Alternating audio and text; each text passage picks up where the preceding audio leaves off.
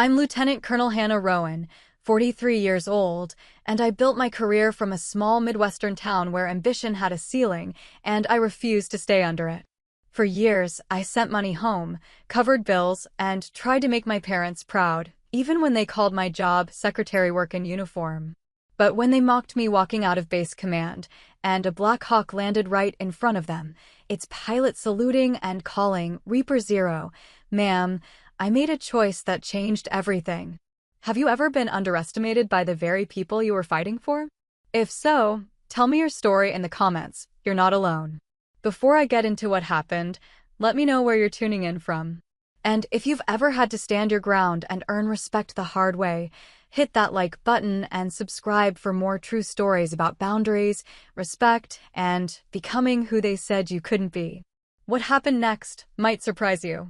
I grew up in a town where ambition had a ceiling low, practical, and meant for men. My father, Harold Rowan, fixed engines at Midwestern Motors for 30 years. My mother, Diana, kept the books at a grain elevator downtown. They were good people, steady people, the kind who believed in hard work and stayed in their lane. But their lane was narrow, and I was never built to fit inside it. I was 7 when I saw my first C-130 fly over our county fair. The sound hit my chest before I saw it, a deep, rattling thunder that made the Ferris wheel shake. When it passed overhead, I couldn't look away. My father laughed and said it was just cargo, nothing special. But I felt something lock into place inside me, a certainty that had no words yet. I wanted to be up there. I wanted to be the one making that sound happen. By middle school, I was building model jets in our garage, spreading parts across old newspapers, reading manuals I'd ordered from hobby catalogs. My mother would glance at the tiny fuselages and say, "You're so detail-oriented, Hannah. You'd make a great secretary someday." She meant it as a compliment. My father would ruffle my hair and say, "Or a teacher. Teachers get summers off." Neither of them asked what I wanted. They simply assumed the path I'd take would be practical, local, and appropriate for a girl from a family like ours. In high school, I joined ROTC. I won an essay contest on air mobility logistics and got a certificate signed by a brigadier general. I brought it home, framed, and set it on the kitchen table during dinner. My father glanced at it, then back at his meatloaf. "That's nice, honey. Pass the salt." My mother put it on the fridge for a week, then moved it to a drawer to make room for a grocery list. I didn't say anything. I just kept working. I applied to State University on an ROTC scholarship, majored in logistics, and commissioned as a second lieutenant the day after graduation. I was 22 years old, standing in dress blues, right hand raised, swearing an oath to support and defend the Constitution. My parents sat in the back row. Afterward, my mother hugged me and said, "We're so proud. You look so professional." My father shook my hand and said, "Now you've got a government job. That's stable. Good benefits." Neither of them mentioned the rank on my shoulder or what it meant. When I told them I'd be stationed at Langley for intelligence operations, my mother told her friends I was doing administrative work for the Air Force. When I corrected her gently, the first few times, she waved me off. "It's all the same to them, sweetie. They don't know the difference."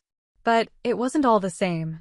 I was briefing senior officers on airfield security assessments.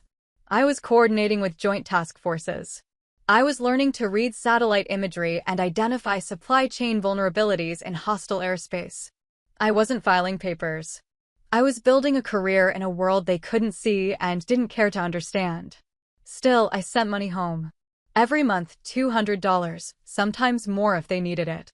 My father's truck broke down, I covered the repair. My mother's dental work wasn't covered by insurance. I paid the bill. I handled their property taxes 1 year when they got behind. They thanked me, but it always came with a strange distance, as if the money arrived from some vague, generous source rather than from their daughter's salary. Once, my father joked, "Guess that desk job pays pretty well." I didn't correct him. I was tired of correcting him. By my mid-20s, I'd earned my flight operations certification and started working joint intelligence briefings with Army and Navy units. I learned to write mission summaries that could shift entire operational priorities. I learned to stay calm in rooms full of colonels and captains who expected precision, clarity, and no excuses. I learned that respect wasn't given, it was demonstrated, repeatedly, until it became undeniable. But none of that translated to my parents. When I came home in uniform, my father would say, "You really wear that thing everywhere?" My mother would ask if I'd met any nice men on base. They looked at me and saw a girl in a costume, playing dress-up in a world they didn't respect. The breaking point started small. My cousin Eli joined the county sheriff's department. He was 24, fresh out of the academy, and suddenly my parents couldn't stop talking about him. "Eli made 2 arrests this week," my father would say, voice full of pride. "Real police work." My mother would add, "He's keeping people safe." "That's a hero's job." I sat across from them at Sunday dinners, listening, saying nothing. I had just returned from a 3-week deployment supporting reconnaissance operations in Eastern Europe.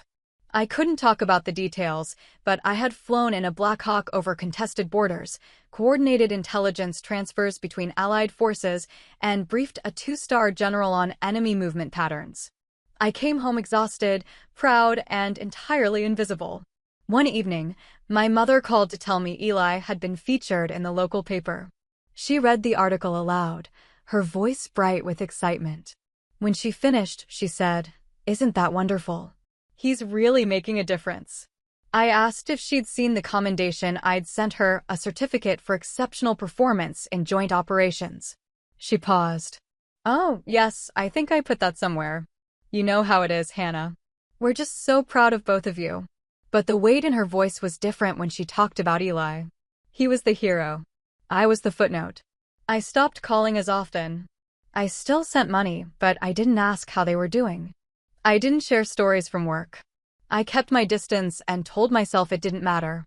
I had my squadron. I had Captain Rinsato, who understood what it meant to be good at something your family would never value. I had Colonel Marissa Hayes, who looked me in the eye and said, "You've got command presence, Rowan. Don't waste it trying to convince people who aren't paying attention." I had my work, and my work was enough. But it wasn't enough to erase the ache. I wanted them to see me. Not the version of me they'd invented, the helpful daughter with a stable government job, but the woman I'd actually become. The officer who could walk onto a flight line and know exactly what needed to happen. The leader who could make decisions under pressure and live with the consequences. The airman who'd earned every rank, every certification, every salute. I wanted them to be proud of that woman.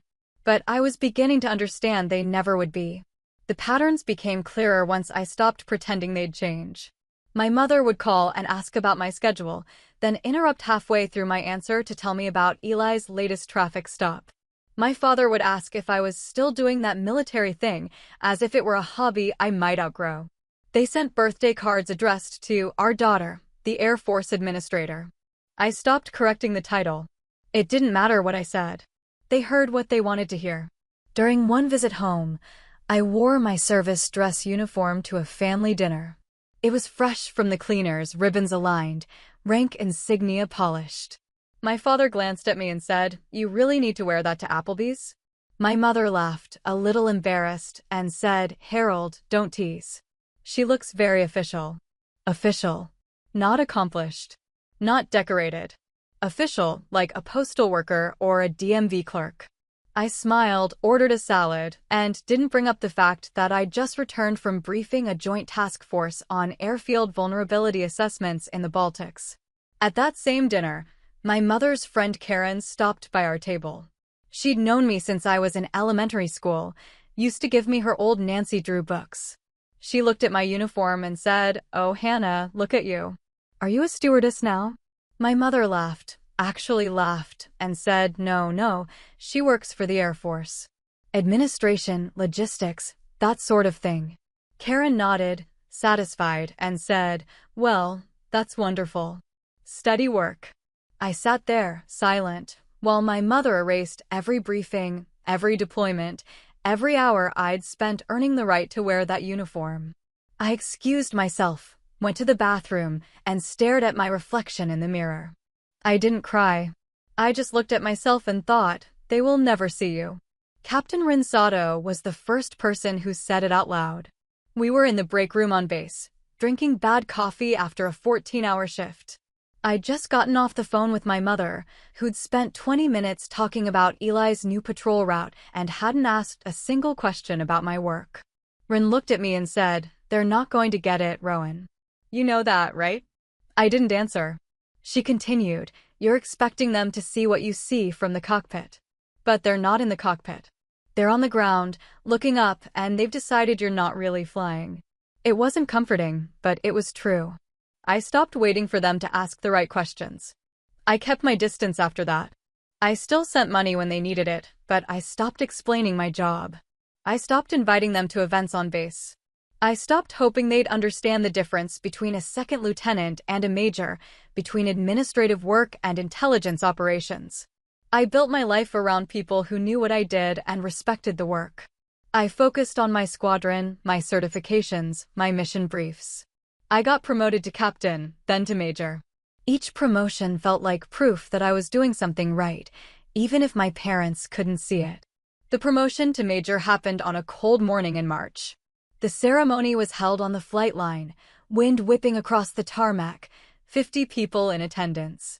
Colonel Hayes pinned the oak leaves to my shoulders and said, "You've earned this, Rowan." "Well done." My squadron applauded. I felt the weight of the new rank, the responsibility that came with it, and for a moment I felt complete. Then I looked toward the back of the crowd and saw my parents standing there, hands in their pockets, looking bored. I'd invited them weeks in advance. I'd sent them the details, explained what the ceremony meant, told them it was important to me. They'd agreed to come, but only after my mother said, "I suppose we can make the drive. It's not that far." They arrived late, sat in the back, and spent most of the ceremony whispering to each other. I could see them from the corner of my eye, checking their watches, shifting in their seats. When it was over, I walked toward them, still feeling the new rank on my shoulders, still holding onto the pride of the moment. My father met me halfway, looked at the oak leaves, and said, "Major of paperwork, huh? Guess they give medals for filing fast now." The words hit me like a slap. Not because they were cruel, but because they were casual. He wasn't trying to hurt me. He genuinely believed that's what I did. My mother laughed, a nervous, appeasing sound, and said, "Harold, don't embarrass her." But she didn't correct him. She didn't say, "No, she's an intelligence officer. She briefs generals. She coordinates missions." She just stood there, smiling apologetically, as if my father's joke was a minor social misstep rather than the erasure of everything I'd worked for. I looked at Colonel Hayes, who was watching from a few feet away. She gave me a slight nod, the kind that said, "You don't owe them an explanation." I turned back to my parents, saluted them out of sheer muscle memory, and said, "Thank you for coming. I need to get back to my team." My mother started to say something, but I was already walking away. I didn't look back. I didn't wait for them to follow. I walked across the tarmac, past the aircraft, past the crew chiefs and loadmasters who knew exactly what my rank meant, and I felt something inside me go quiet. Not angry. Not sad. Just finished. That night, I sat in my quarters and stared at the oak leaves on my desk. I thought about all the times I'd tried to explain my work to my parents. All the times I'd sent them articles about Air Force intelligence operations, hoping they'd read between the lines and understand what I actually did. All the times I'd bitten back frustration when they reduced my career to office work. I thought about my father's joke, Major of Paperwork, and realized it wasn't a joke. It was what he believed. And nothing I said would ever change that. Ran found me an hour later. She didn't ask what happened. She just sat down, handed me a beer, and said, "You good?" I nodded. She said, "They don't deserve to see you in that uniform, Rowan. You know that, right?" I looked at her and said, "I know."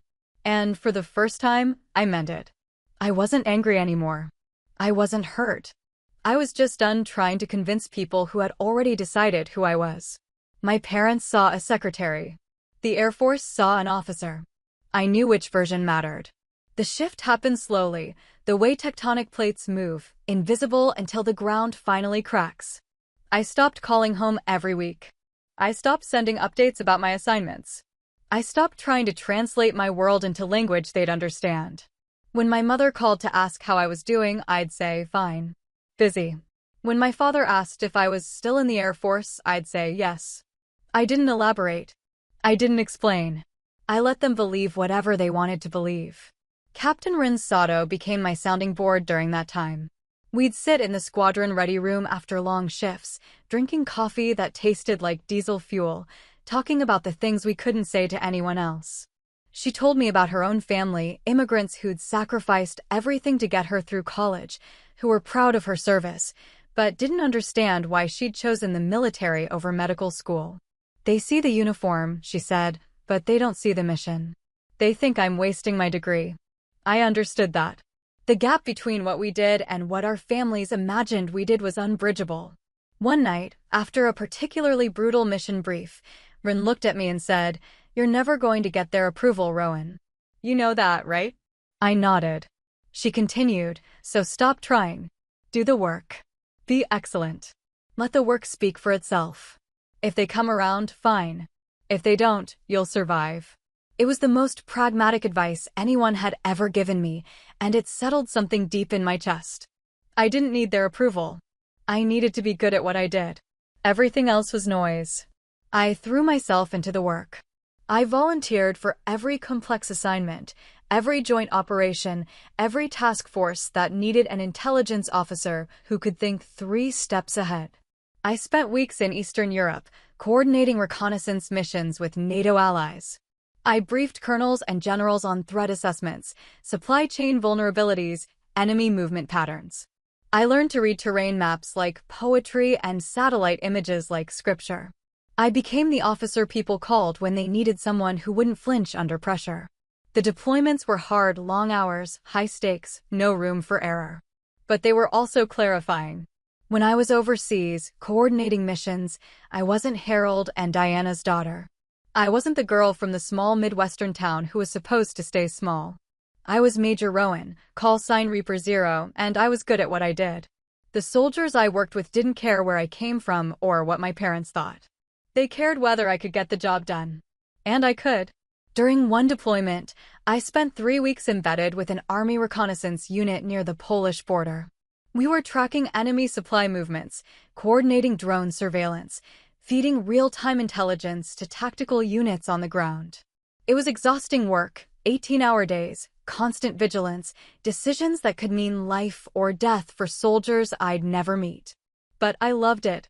I loved the precision, the responsibility, the weight of being trusted with something that mattered. I loved knowing that my work had consequences, that it wasn't theoretical or abstract. It was real. One night, sitting in a temporary command post, I received an encrypted message from Colonel Hayes. It was brief. "Excellent work, Rowan. You're being considered for O5. Keep it up." I stared at the screen, feeling something I hadn't felt in years, pure, uncomplicated pride. Not pride that needed validation from my parents or approval from people who didn't understand what I did. Just pride in the work itself. I was good at this. I had earned this. And that was enough.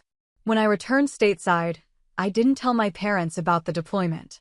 I didn't explain where I'd been or what I'd done. When my mother asked if I'd been traveling for work, I said, yes, just some assignments. She didn't press for details. She never did. Instead, she spent 20 minutes telling me about Eli's promotion to detective. I listened, made appropriate sounds of approval, and felt nothing. No resentment. No anger. Just a distant, clinical understanding that we were living in different worlds, speaking different languages, and no amount of effort would bridge the gap. I started setting boundaries after that. When my parents asked for money, I sent it, but I didn't ask follow-up questions or offer additional help. When they invited me to family gatherings, I declined unless it was convenient for me. When my mother tried to introduce me to her friends as our daughter who works for the Air Force, I didn't correct her, but I also didn't engage. I became polite, distant, professional. I treated them the way I'd treat any casual acquaintance, with courtesy but without intimacy. Ren noticed the change. "You're quieter about them," she said one afternoon. I shrugged. "There's nothing to say." She nodded, understanding. "You're protecting yourself. That's smart." I didn't think of it as protection. I thought of it as survival. I couldn't keep bleeding for people who didn't notice the wound. The promotion to lieutenant colonel came 2 years later. I was 38 years old, stationed at Andrews Air Force Base, overseeing tactical intelligence operations for the Eastern Seaboard. It was a significant assignment, the kind that came with a security clearance so high I couldn't discuss most of my work even with other officers. I was responsible for coordinating intelligence between Air Force, Army, and Navy units, managing classified briefings, and advising senior command on operational threats. It was the job I'd been working toward my entire career, and I was good at it. I didn't invite my parents to the promotion ceremony. I didn't tell them it was happening. I didn't want to stand on another flight line, feeling proud and accomplished, only to hear my father make another joke about paperwork. I didn't want my mother to smile politely and then ask if I'd met anyone special. I wanted to experience the moment without their diminishment, without their inability to see what I'd built. So I didn't tell them. And it felt like freedom.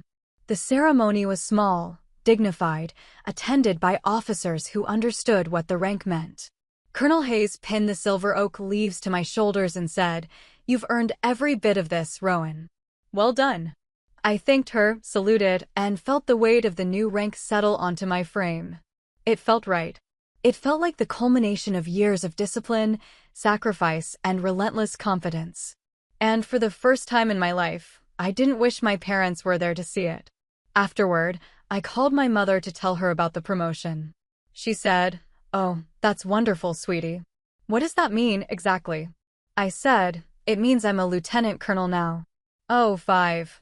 She paused, then said, "Well, that sounds very impressive. Your father will be so proud." But there was no weight in her words, no real understanding. It was the same tone she'd use if I told her I'd been promoted to assistant manager at a retail store.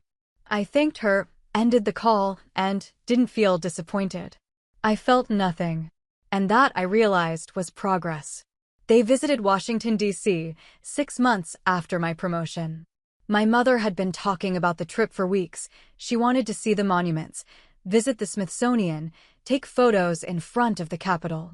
She mentioned, almost as an afterthought, that they'd stop by to see me. "Maybe we can grab lunch," she said. "If you're not too busy with your office work." I didn't correct her. I just said, "Sure. Let me know when you're in town." They arrived on a Thursday afternoon. I met them at their hotel, a mid-range chain near the National Mall. My father was wearing cargo shorts and a faded polo shirt. My mother had a fanny pack and a sun visor. They looked like tourists, which they were. I was in civilian clothes, jeans, and a base-issued jacket because I wasn't on duty and didn't feel like explaining the uniform. My father hugged me briefly and said, "You look good, kiddo. DC treating you well?" I said, "It's fine. Busy." My mother asked if I'd had time to explore the city. I said, "Not really. Work keeps me pretty occupied." We had lunch at a diner near the hotel. My father ordered a burger. My mother ordered a salad and spent most of the meal talking about Eli's new house. "He got a great deal," she said. 3 bedrooms, big backyard. "He's really settling down." My father added, "That's what you should be thinking about, Hannah. You're not getting any younger. Find a good guy, buy a house, start a life." I sipped my water and said, "I have a life, Dad." He laughed. "You know what I mean. A real life. Not just work." I didn't argue. I'd learned that arguments were pointless. They had a vision of what my life should look like, and nothing I said would change it. So I nodded, finished my sandwich, and asked if they wanted to see the monuments. My mother brightened. "Oh yes. I want to get pictures of everything." My father said, "As long as we're back by dinner. I don't want to walk around in the heat all day." We spent the afternoon at the Lincoln Memorial and the Washington Monument. My mother took photos with her phone, asking strangers to take pictures of the 3 of us together. My father complained about the crowds and the humidity. I walked beside them, mostly silent, thinking about the mission brief I had to review that evening. My mind was already back on base, already running through logistics, already calculating timelines. I was physically present but mentally elsewhere, and I didn't feel guilty about it. As we walked back toward the parking lot where I'd left my government vehicle, my father noticed the SUV.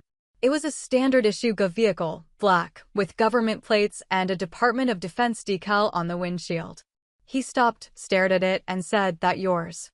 I said, "It's assigned to me, yes." He laughed, genuinely amused. "Your boss let you borrow that? That's pretty nice of him." I didn't respond. My mother said, "Harold, don't be rude. I'm sure Hannah has to drive it for work." My father shrugged. "I'm just saying, that's a nice ride for someone doing admin work." I unlocked the SUV and climbed into the driver's seat. They got in the back, still talking, still oblivious. I started the engine and pulled out of the lot, heading back toward base. I hadn't planned to bring them to Andrews, hadn't planned for them to see where I actually worked, but as I drove, I felt something shift. A decision crystallized, quiet and inevitable. They were going to see. Not because I needed their approval, but because I was tired of living in two worlds. Tired of letting them believe a version of me that didn't exist. My phone buzzed. It was a text from Colonel Hayes. "Need you at the tarmac ASAP. Urgent exfil mission. Reaper Zero requested." I glanced at the message, then at my parents in the rearview mirror. My father was looking out the window. My mother was checking her phone. Neither of them noticed the shift in my posture, the way my hands tightened on the wheel. I typed a quick response, en route. ETA 10 minutes. Then I changed course, heading toward the flight line. My mother looked up. "Where are we going?" "I thought you were taking us back to the hotel." I said, "Change of plans. I need to stop by the base for a minute." "Work thing." My father sighed. "Can't it wait? We've been walking all day." I said, "No, it can't." My tone was sharper than I intended, but I didn't soften it. This wasn't a request. This was happening. We arrived at Andrews 10 minutes later. I cleared us through security, flashing my ID at the gate. The guard saluted. My father noticed. "They salute you," he said, half joking, half confused. I didn't answer. I drove onto the base, past rows of aircraft, past hangars and maintenance bays, until I reached the flight line. I parked near the tarmac and turned off the engine. "Stay here," I said. "Behind the yellow line. Don't cross it." My mother asked, "What's happening?" I said, "Just stay here. You'll see." I got out of the SUV and walked toward the staging area. I could feel their eyes on my back, could imagine the confusion on their faces. But I didn't turn around. I kept walking, my stride even, my shoulders back, my mind already shifting into mission mode. The crew was waiting, loadmaster, pilots, ground support. They saw me coming and straightened. The crew chief stepped forward, holding a headset. "Ma'am, we're ready when you are. Reaper Zero incoming on your call." I nodded, took the headset, and gave the signal. The base loudspeaker crackled to life. "Reaper Zero incoming. Clear the tarmac." The sound echoed across the field, sharp and commanding, cutting through the ambient noise of engines and wind. Then I heard it. The rotors. Low and deep, growing louder, the unmistakable thump of a Black Hawk approaching. I felt it in my chest, the same way I'd felt it as a 7-year-old at the county fair, watching AC-130 pass overhead. But this time, I wasn't watching. This time, the helicopter was coming for me. The Black Hawk descended, rotor wash whipping across the tarmac, kicking up dust and noise. It touched down 20 feet in front of me, sleek and powerful, the side door already open. The crew chief jumped out, snapped to attention, and saluted. "Call sign Reaper Zero, ma'am. Ready for exfil." I returned the salute, calm and precise. "Copy that, Chief. Let's move." I glanced back toward the SUV. My parents were standing behind the yellow line, frozen. My father's face was pale, his mouth slightly open. My mother had one hand over her heart, the other gripping my father's arm. They weren't moving. They weren't speaking. They were just staring. I turned back toward the Black Hawk, climbed aboard, and took my seat. The crew handed me a headset. I put it on, adjusted the mic, and gave the pilot a thumbs up. "Reaper Zero, ready for departure." The pilot's voice came through the headset. "Roger that, ma'am. Lifting off in 10. The rotors increased speed, the noise building to a roar. Through the open door, I could see my parents still standing there, small and still against the enormousness of the base. I didn't wave. I didn't smile. I just looked at them, one last time, and then we lifted off. The flight lasted 40 minutes. We flew low over the Chesapeake, the water dark and rippled below us, the horizon streaked with orange and purple as the sun dropped. I sat in the jump seat, headset on, listening to the pilot and co-pilot coordinate with ground control. The mission was straightforward: extract a high-value asset from a classified location, transport to Andrews, minimal exposure. I'd done this kind of operation dozens of times. It was routine. But as we banked over the bay, I felt something unfamiliar settle in my chest. Not adrenaline. Not tension. Peace. I thought about my parents standing on the tarmac, watching the Black Hawk lift off with their daughter inside. I thought about my father's face, pale and stunned, and my mother's hand pressed to her chest. I thought about all the times they dismissed my work, reduced it to something small and forgettable, and I realized I didn't feel vindicated. I didn't feel triumphant. I just felt free. Free from the need to explain. Free from the weight of their expectations. Free from the silent, exhausting work of trying to be seen by people who refuse to look. The crew chief's voice crackled through my headset. "Ma'am, we're 5 minutes out from the LZ. Asset is secured and ready for transport." I acknowledged, checked my watch, and ran through the extraction protocol in my head. Everything was on schedule. Everything was controlled. This was what I was good at: precision under pressure, leadership without hesitation, the ability to make decisions and live with them. My parents would never understand this part of me, and that was fine. I didn't need them to. We touched down at the extraction point, a small airfield outside Annapolis. The asset was waiting, an intelligence officer from a foreign allied nation, mid-40s, carrying a single briefcase. I stepped out of the Black Hawk, shook his hand, and escorted him aboard. He thanked me in accented English. I nodded, professional and detached, and signaled the pilot. We lifted off again, heading back to Andrews. The entire operation took 12 minutes. Clean. Efficient. Unremarkable in the context of my job, but the kind of thing my parents would never know existed. As we flew back, I closed my eyes and let the rotor noise wash over me. I thought about Ren's words from years ago. You can't teach people to value you. You can only show them what you've built without their permission. I'd built a career. I'd built a reputation. I'd built a version of myself that was competent, respected, and necessary. And none of it required my parents' approval. That realization didn't come with anger or bitterness. It came with clarity. We landed back at Andrews as the sun disappeared below the horizon. The tarmac was lit with floodlights, casting long shadows across the asphalt. I stepped off the Black Hawk, handed my headset to the crew chief, and thanked the team. They saluted. I returned the salute and walked back toward the staging area. My parents' SUV was still parked where I'd left it, but they weren't inside. They were standing near the operations building, talking to a base security officer. When they saw me, they both straightened, their faces uncertain. I walked toward them, my stride even, my expression neutral. The security officer saluted me as I approached. I returned it and said, "Thank you, Sergeant. I'll take it from here." He nodded and stepped away. I stopped in front of my parents, hands at my sides, and waited. My father spoke first. "Hannah, he stopped, searching for words. We didn't know. We didn't know you did that." My mother's eyes were red, her voice shaky. "The soldier at the gate, he told us you're a lieutenant colonel. He said you run intelligence operations. He said people salute you." She paused, looking at me like she was seeing me for the first time. "Why didn't you tell us?" I took a breath, choosing my words carefully. "I did tell you. Multiple times. You just didn't want to hear it." My father flinched. My mother looked down. I continued, my voice steady but not unkind. "You decided a long time ago what my job was. You decided I was doing paperwork, sitting at a desk, being a secretary in uniform. And no matter what I said, no matter what I showed you, you kept believing that. So I stopped trying to correct you." My father's voice was quiet. We thought you were exaggerating, making it sound more important than it was." I nodded. "I know. But I wasn't. This is what I do. This is who I am. And I'm good at it." My mother wiped her eyes. "We're proud of you, Hannah. We really are." I looked at her, weighing the sincerity in her voice. "Are you?" Or are you just surprised? The question hung between us.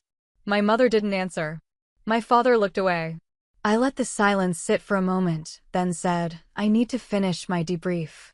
I can drive you back to your hotel after, or you can call a cab. Your choice. My mother said quickly, we'll wait. Please. I nodded. Fine. Give me 20 minutes. I walked into the operations building, filed my mission report, and signed off on the extraction. Colonel Hayes was in her office, reviewing satellite feeds. She glanced up when I entered. Good work tonight, Rowan. Clean up. I thanked her. She studied me for a moment, then said, Your parents still here? I nodded. She smiled slightly. Let them sit with it. They'll either figure it out or they won't. Either way, you did your job. I drove my parents back to their hotel in silence. My father sat in the passenger seat, staring out the window. My mother was in the back, her hands folded in her lap. When we pulled up to the hotel entrance, my mother leaned forward and said, Can we see you again tomorrow? Before we leave. I hesitated. I have a morning brief at 0600. I might not have time. She nodded, disappointed but trying to hide it. My father opened his door, then turned back to me. Hannah, I'm sorry. I didn't understand. I should have listened. I looked at him, this man who'd spent my entire life underestimating me, and felt something soften. Not forgiveness, not yet, but the beginning of it. I know, I said. But you need to understand something, Dad. I don't need you to be proud of me now. I needed you to be proud of me 10 years ago. I needed you to see me when it mattered. And you didn't. His face crumpled slightly. I continued, my voice gentler now. But I'm not angry anymore. I just need you to know that if you want to be part of my life going forward, you have to see me as I actually am. Not as you wish I was. He nodded slowly. My mother reached forward and squeezed my shoulder. We'll do better, she said. I promise. I didn't respond. Promises were easy. I'd wait to see if they kept them. They got out of the SUV and walked into the hotel. I watched them go, then drove back to base. I didn't feel triumphant. I didn't feel vindicated. I just felt tired and ready to be done with this chapter. They called 3 days later. My mother's voice was tentative, careful, the way someone speaks when they know they've crossed a line and are trying to find their way back. Hannah? Are you free to talk? I was in my office, reviewing intelligence reports, but I set them aside. For a few minutes. What's up? She hesitated. Your father and we've been talking. About what you said. About how we treated you. I waited. She continued, we didn't realize how much we'd hurt you. We thought we were being supportive, but we see now that we weren't. Not really. I leaned back in my chair, staring at the ceiling. Mom, I appreciate that. But I need you to understand something. It's not just about the support. It's about the respect. You never respected what I do. You never tried to understand it. And that hurt more than anything else. Her voice cracked slightly. I know. And I'm sorry. We both are. I closed my eyes.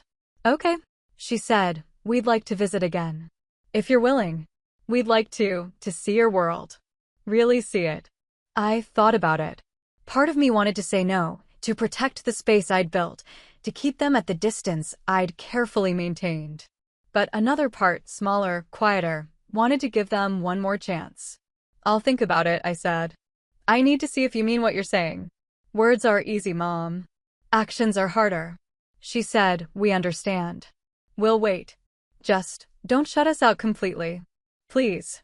I promised I wouldn't, ended the call, and sat in my office for a long time, thinking. Ren found me there an hour later. She took one look at my face and said, your parents. I nodded. She sat down across from me. What are you going to do? I shrugged. I don't know. Part of me wants to let them try. Part of me thinks it's too late. Ren tilted her head. Is it? I looked at her. Maybe. I'm not the same person I was when this started. I don't need their approval anymore. So what's the point? Ren was quiet for a moment, then said, the point isn't about needing their approval. The point is whether you want a relationship with them. Do you? I thought about it. Did I? I thought about my childhood, about my father teaching me to change a tire, about my mother braiding my hair before school. I thought about the people they used to be, before I became someone they couldn't understand. And I realized I didn't know. I don't know, I said honestly. Ren nodded. Then take your time. Figure it out. But don't punish yourself by keeping the door closed if you actually want it open. I took her advice. I didn't invite my parents back immediately, but I didn't cut them off either. I answered their calls. I responded to their texts. I let them exist in the periphery of my life while I figured out what I wanted. And slowly, over the course of several months, I noticed a shift. My mother started asking real questions about my work. She'd say, "What does an intelligence officer actually do?" And I'd explain, carefully, in terms she could understand. She listened. She didn't interrupt. She didn't reduce it to something smaller. My father was slower to come around. He'd still make jokes sometimes, testing the boundaries, seeing if the old dynamic would snap back into place. But when I didn't laugh, when I responded with silence or a pointed look, he'd stop. Apologize. Try again. It was awkward and imperfect, but it was something. They were trying, in their clumsy, uncertain way, to see me. And that was more than they'd done in 20 years. 6 months after the incident on the tarmac, I invited them to base for a family day. It was a public event, designed to give family members a glimpse into military life, aircraft displays, demonstration flights, tours of the facilities. I didn't wear my dress uniform. I wore my flight jacket, rank insignia visible but not ostentatious, and I met them at the main gate. My mother hugged me tightly. My father shook my hand, then pulled me into a brief, awkward hug. "Thanks for inviting us," he said. I nodded. "Let's see how it goes." We toured the base together. I showed them the operations center where I worked, explained the intelligence briefings I conducted, introduced them to members of my squadron. Colonel Hayes stopped by, shook their hands, and said, "Your daughter is one of the best officers I've ever worked with. You should be very proud." My mother's eyes filled with tears. My father said, "We are. We really are." And for the first time, I believed them. At the flight demonstration, we stood on the tarmac and watched a pair of F-16s perform a flyover. The sound was deafening, the sight breathtaking. My mother gripped my arm, her face lit with awe. My father watched in silence, his expression unreadable. When the jets disappeared over the horizon, he turned to me and said, "Is this what you do? Coordinate things like that?" I shook my head. "Not exactly. I coordinate intelligence operations. But I work with the people who make flights like that possible." He nodded slowly. That's incredible, Hannah." We didn't fix everything that day. There were still moments of awkwardness, still gaps in understanding, still echoes of the old dismissiveness. But there was also something new, a willingness to try, to listen, to see me as I actually was rather than as they wished I'd be. And that was enough. Not perfect, but enough. As we walked back to the parking lot, my mother said, "Thank you for giving us another chance." I looked at her. "I'm not giving you a chance, Mom. I'm giving us a chance. If this is going to work, it has to be mutual. You have to respect me, and I have to let you in. Neither of those things is easy." She nodded. "We'll do our part." "I promise." I said, "I'll hold you to that." They drove back to their hotel that evening. I stood in the parking lot, watching their car disappear, and felt something I hadn't felt in years, cautious hope. Not certainty. Not confidence. Just the quiet belief that maybe, just maybe, we could build something new from the wreckage of what we'd been. It wouldn't be the relationship I'd wanted as a child, when I thought their approval was everything. But it might be something real, something earned, something built on honesty rather than illusion. And that, I thought, was worth trying for. Over the next year, we rebuilt slowly. My parents visited twice more, once for Thanksgiving, once for a weekend in spring. The visits were easier each time. My mother learned to ask follow-up questions. My father learned to listen without interrupting. They started to see the person I'd become, not just the daughter they'd imagined. And I started to see them differently too, not as obstacles or disappointments, but as people who'd been limited by their own understanding, their own fears, their own inability to imagine a world bigger than the one they knew. I still kept boundaries. I didn't share classified information. I didn't invite them to every event. I didn't let them back into the center of my life. But I let them stand at the edges, watching, learning, trying. And that felt like enough. Ren noticed the shift. "You seem lighter," she said one afternoon. I shrugged. "Maybe. They're trying. I'm letting them. We'll see if it sticks." She smiled. "That's progress." I nodded. It was. The real test came 2 years after the tarmac incident. I received orders for a deployment, 6 months in the Middle East, coordinating intelligence operations for a joint task force. It was a significant assignment, the kind that could define a career. It was also dangerous, though I couldn't tell my parents the details.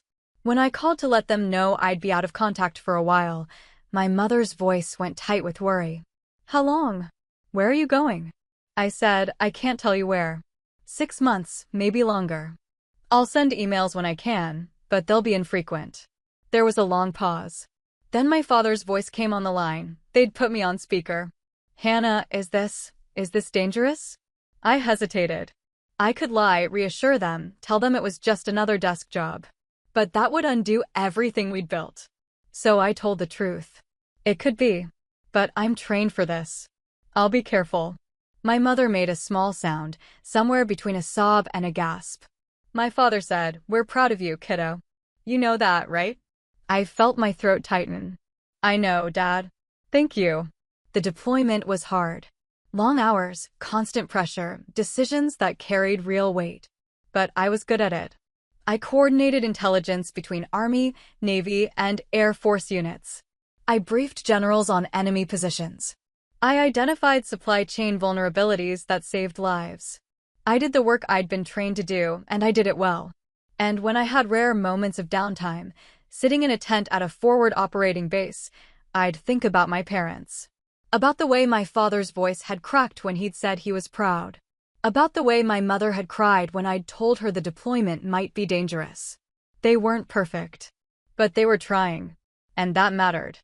I came home in early spring. My parents met me at the airport, standing at the arrivals gate with a handmade sign that read, "Welcome home, Lieutenant Call Rowan." My mother was crying before I even reached them. My father hugged me hard, his voice rough. "Good to have you back, kiddo." I hugged them both, feeling something shift inside me, not forgiveness, exactly, but something close. Acceptance, maybe. The understanding that people could change, could grow, could learn to see what they'd been blind to. It wasn't fast. It wasn't easy. But it was real. We had dinner that night at a restaurant near base. My mother asked careful questions about the deployment, nothing classified, just general curiosity about what life had been like, what the conditions were, how I'd handled the stress. I answered honestly, sharing what I could. My father listened, occasionally interjecting with comments that showed he'd been reading about the region, trying to understand the context of my work. It wasn't perfect. He still got details wrong. My mother still asked questions that revealed how much she didn't understand. But they were trying. And I was letting them. At the end of the meal, my father cleared his throat. "Hannah, I need to say something." I looked at him, wary. He continued, "I spent most of your life not seeing you." "Not really. I saw what I expected to see, what I wanted to see. And I'm sorry for that. I'm sorry I didn't listen. I'm sorry I made jokes when I should have been paying attention. I'm sorry I waited until you were standing next to a damn helicopter before I realized who you really are." His voice broke slightly. "But I see you now. And I'm proud. Not just of your rank or your job, but of the person you are. The woman you became, even when we didn't support you. Especially because we didn't support you." I felt tears prick my eyes. I blinked them away. "Thank you, Dad. That means a lot." My mother reached across the table and took my hand. "We love you, Hannah. We always have. But we're learning to love the real you, not the version we invented. And that's better. Harder, but better." I squeezed her hand. "I love you too. Both of you. And I'm glad we're figuring this out. We didn't fix everything that night. There were still scars, still moments of miscommunication, still echoes of the years they'd spent not seeing me. But we were building something new. Something honest. Something that didn't require me to shrink or perform or explain. They were learning to see me. I was learning to let them. And that felt like enough.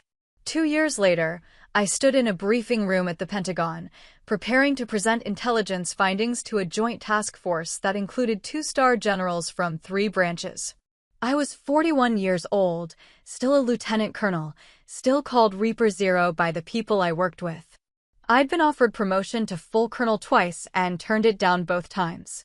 I liked where I was close enough to the operational work to stay sharp, senior enough to have real influence. I wasn't chasing rank anymore. I was chasing excellence.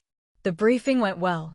I presented satellite imagery, threat assessments, and strategic recommendations with the same calm precision I'd honed over 2 decades. The generals asked hard questions.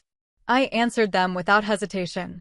Afterward, a Navy Rear Admiral stopped me in the hallway and said, "That was exceptional work, Colonel. If you ever want to transition to joint operations permanently, let me know." I thanked him, filed the compliment away, and moved on to my next meeting. Praise was nice, but the work was what mattered. That evening, I attended an award ceremony on base. Colonel Hayes was retiring after 32 years of service. She'd been my mentor, my advocate, the person who'd taught me that leadership wasn't about being loud or aggressive. It was about being steady, confident, and trustworthy. As she gave her retirement speech, I thought about all the women who'd come before me, who'd fought to be taken seriously in a world that didn't want to see them. I thought about the ones who'd made space for people like me, who'd refused to shrink, who demanded respect and earned it through sheer force of will. I owed them everything. After the ceremony, Hayes found me near the reception table. "Rowan, walk with me." We stepped outside, into the cool evening air. She lit a cigarette, a habit she'd kept hidden for years, and exhaled slowly. "You ever think about what comes next?" I shrugged. "Sometimes. But I'm not in a hurry." She nodded. "Good. Don't be. You've got time. But when you're ready, think about command. You'd be good at it." I looked at her. "You think so?" She smiled. "I know so. You're one of the best officers I've ever worked with. You're smart, you're steady, and you don't let ego get in the way of the mission. That's rare." I thanked her. We stood in silence for a moment, watching the sun set over the flight line. Then she said, "Your parents came to the ceremony tonight. Did you see them?" I turned, surprised. "They're here." She nodded. "In the back. They didn't want to bother you, but they wanted to see you in your element. They asked me to tell you they're proud." I felt something warm spread through my chest. "They told you that?" Hayes smiled. "They did. And I told them they should be. You're a hell of an officer, Rowan. They're lucky to have you as a daughter." I found my parents afterward, standing near the parking lot, looking slightly out of place among the uniforms and military personnel. My mother saw me first and waved. I walked over, still in my service dress, ribbons catching the last light of day. My father looked at me and said, "You looked good up there, kiddo. Professional." I smiled. "Thanks, Dad." My mother added, "Colonel Hayes spoke so highly of you. She said you're one of the best." I shrugged. "She's biased. But I appreciate it." We stood there for a moment, the 3 of us, and I realized how far we'd come. They were here. They'd driven 3 hours to attend a retirement ceremony for an officer they'd never met, just to see me in my world. They'd asked about my work, listened to the speeches, tried to understand the significance of the event. They were trying. And that was enough. My father cleared his throat. "Hannah, your mother and I were talking. We'd like to come visit more often. If that's okay with you. We'd like to be part of your life. Really part of it." I looked at him, this man who'd spent so many years not seeing me, and felt something settle. "I'd like that," I said. "But I need you to understand something. This is my life. The uniform, the work, the deployments. This is who I am. And if you're going to be part of it, you have to accept that. No more jokes. No more dismissiveness. Just respect." He nodded. "We understand. And we're sorry it took us so long to get here." My mother wiped her eyes. "We wasted so much time, Hannah. So much time not seeing you." I reached out and squeezed her hand. "You're seeing me now. That's what matters." She smiled through her tears. "My father said, 'We're proud of you, kiddo. Really proud.'" I believed him. As I drove back to my quarters that night, I thought about everything that had led to this moment. The years of invisibility. The deployments that had shaped me. The tarmac incident that had forced my parents to see what they'd been ignoring. The slow, painful rebuilding of a relationship I'd thought was broken beyond repair. It hadn't been easy. It hadn't been clean. But it had been real.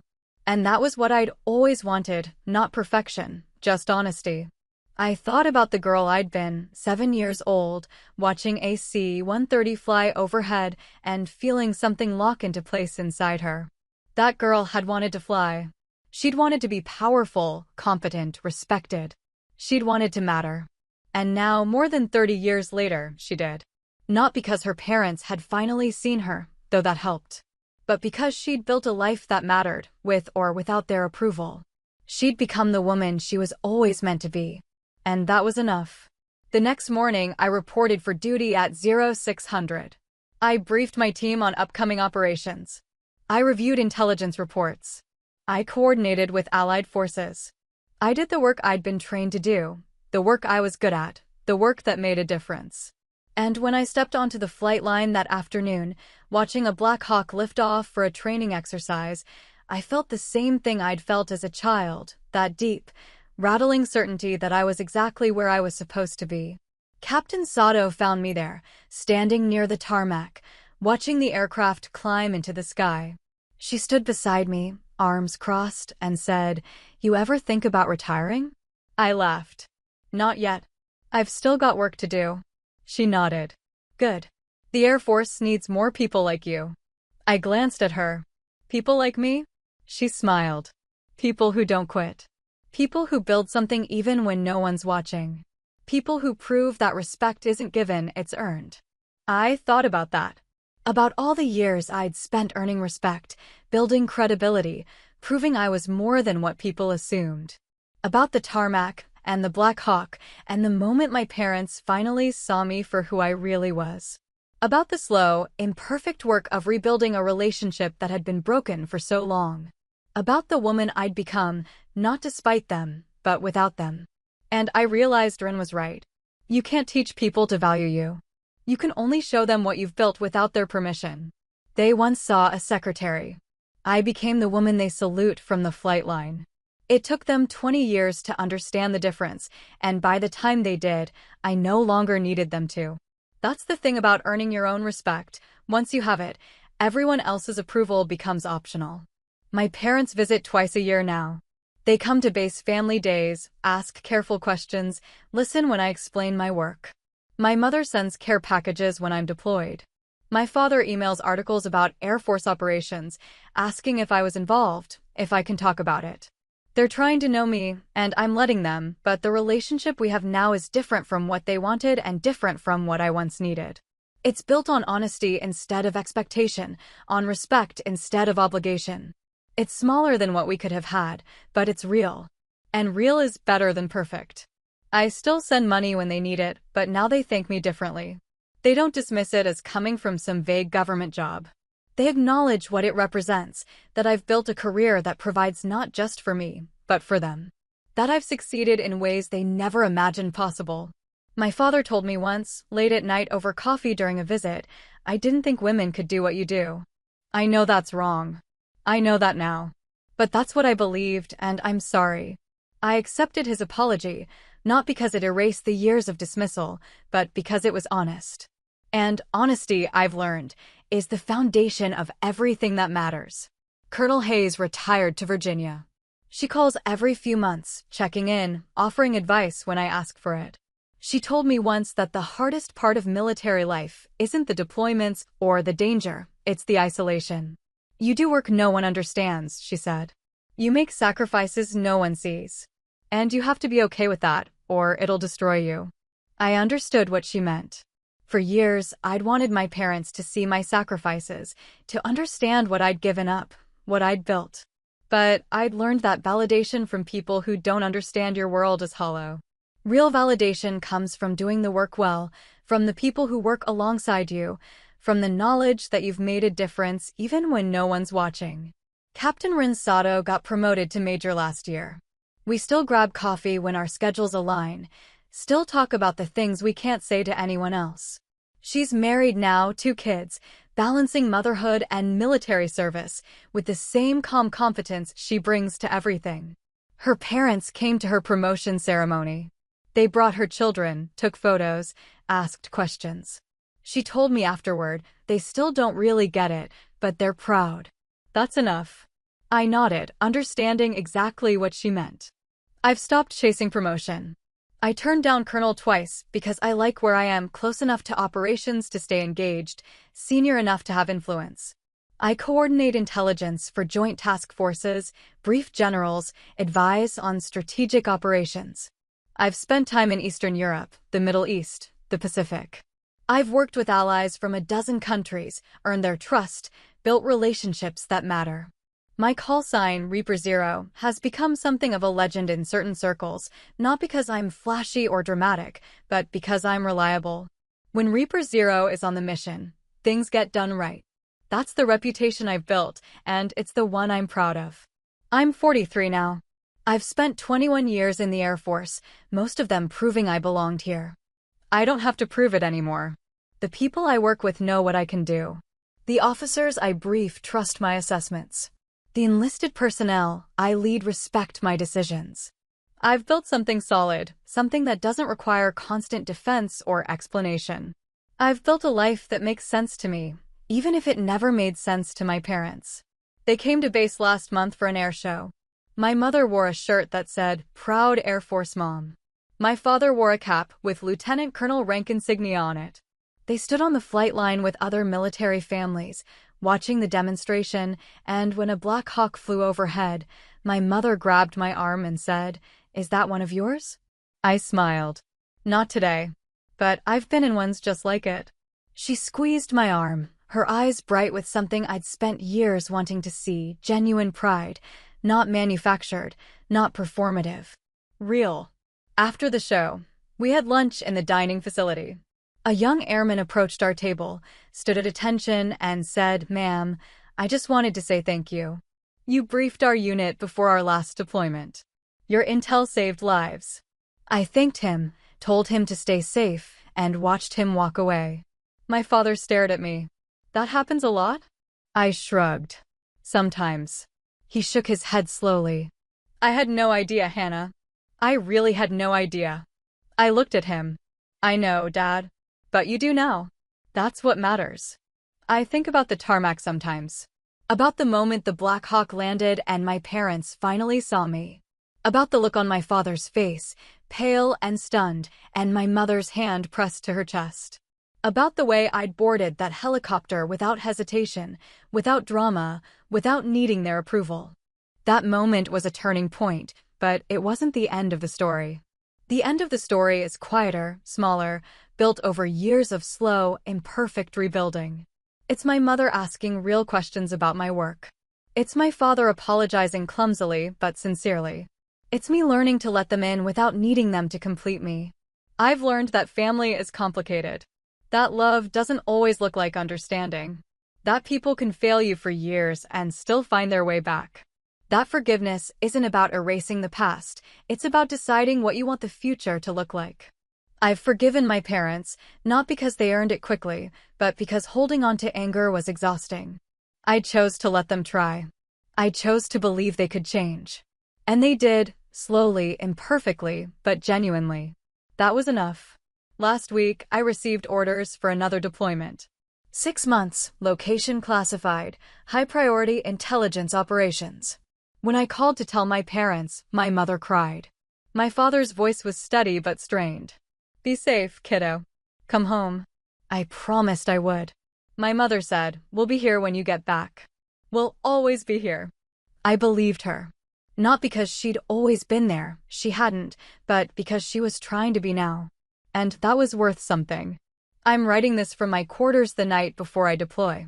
Outside my window, I can see the flight line, aircraft lined up under floodlights, ready for tomorrow's missions.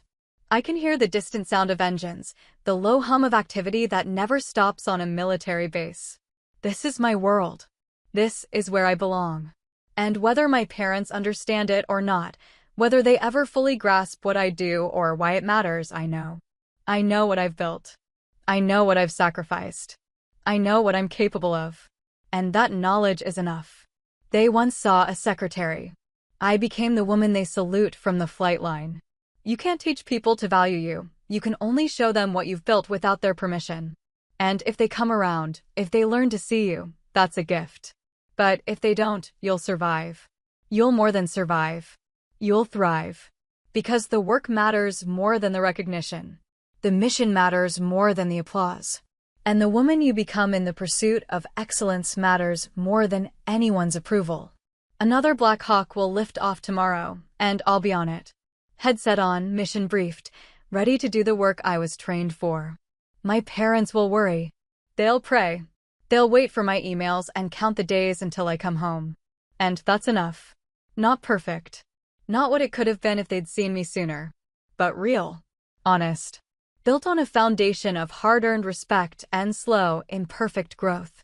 I look at my reflection in the window, calm, resolute, free.